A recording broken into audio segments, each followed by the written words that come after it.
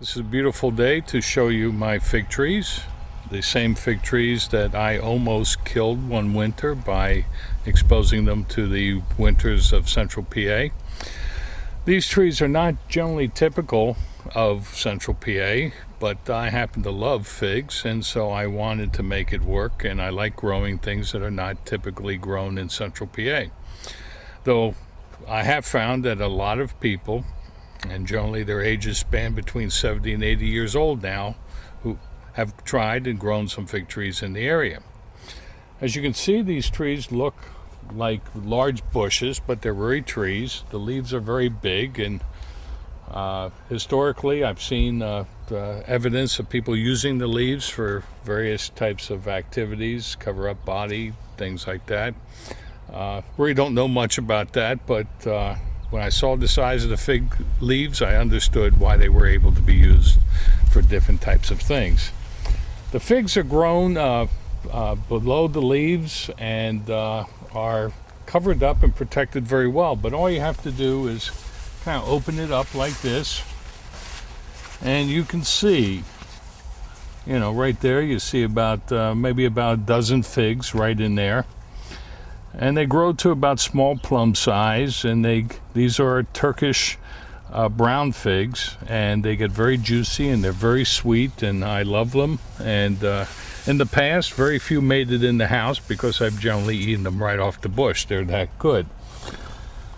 I have behind the fig trees a stone wall, which also borders my built-up beds for my garden. And the thought process on that, in terms of placing the fig trees there, was that the stones would absorb some of the heat from the sun, especially during the winter time when there are no leaves on the trees. I thought that would help protect them a little bit better.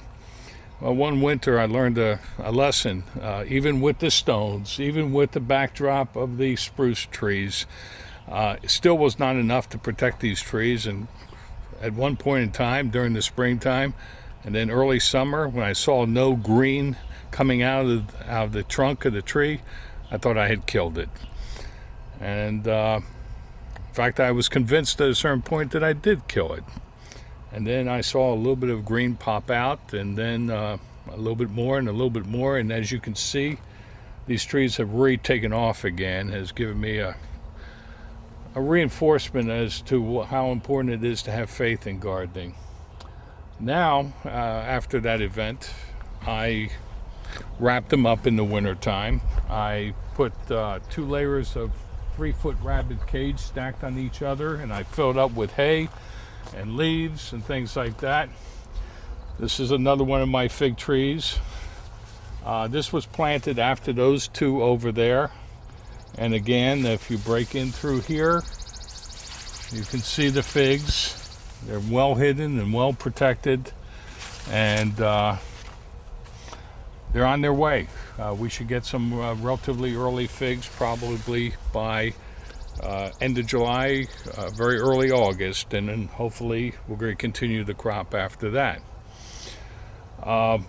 These trees are deceptive in the sense that they look like bushes, but if I can take you behind that tree, I'll show you that they have actually pretty thick trunks. And watch your step. But as you can see, there's some pretty thick trunks back here. And ultimately, I'll probably thin some of the shoots so that we have 1 or 2 trunks, and thin the lower branches, and it starts resembling more like a tree. These are trees.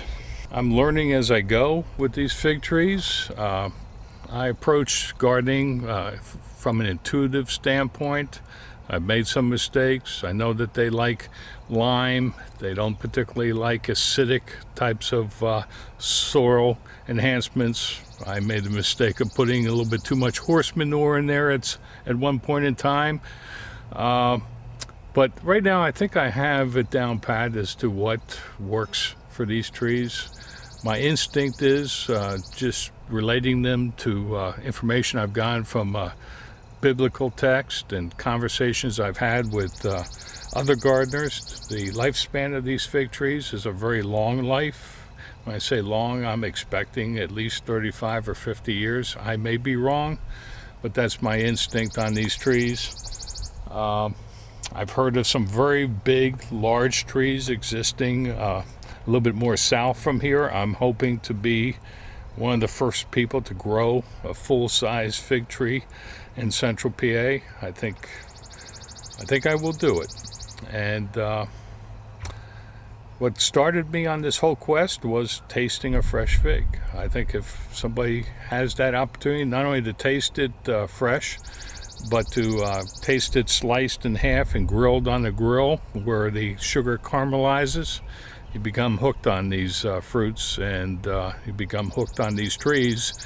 And I have 3 of them. Actually, I have 4 because I have a small one near the house. And given the opportunity, I will probably plant a few more.